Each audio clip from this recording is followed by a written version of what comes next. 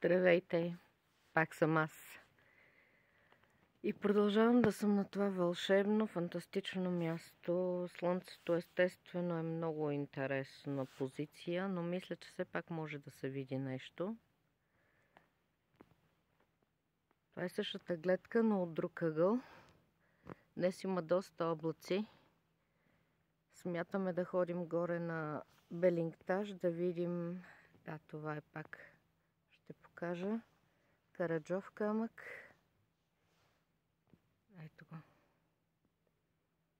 До там ще ни е трудно да стигнем. Вие си каза, че е доста далече. Но пък за сметка на това плана е да се качим. Олеле! Слънцето е там и вижте какво става. Хвана нещо. Ето, там горе планираме да отидем. След като се събудим и двете и съответно закусим. Това е един голям комплекс. Съжалявам, просто надявах се тази сутрин по-добри снимки, по-добро видео да може да стане, но очевидно няма как. Ето такива малки, красиви къщички. Всичко е с стекли. Не всичко да е, но поне битовата част. Ресторанта е с стекли. Искам да ви ги покажа. Надявам се да не снимам. Ето. Това е родопския начин за вместо керамиди. Първо, защото очевидно са имали материала. И второ, слънцето изгря. Първо, защото са имали материала. И второ, при голяма буя, все пак, колкото и да е, един такъв тежък гранитен блок доста по-трудно би излетял от една керамида. Да. И в момента се разхождам по... Надявам се да се вижда, защото слънцето по интересен начин се пада. Много ми харесват сградите, че са каменни.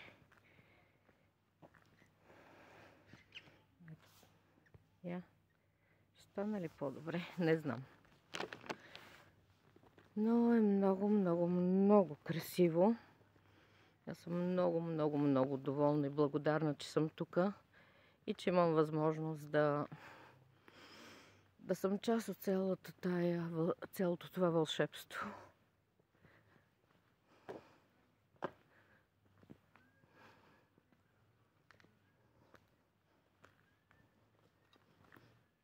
Да, тук съответно има по-модерно. Има по-модерно нещо. Да. Внимание. Батутът се ползва максимум от 2 деца на възраст от 3 до 10 години, задължително под родителски надзор. И сега слизаме тук надолу. И ще внимавам как стъпвам по стълбите.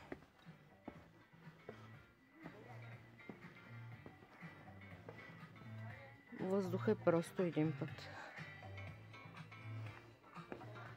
Въздухът е просто един път. Мечта.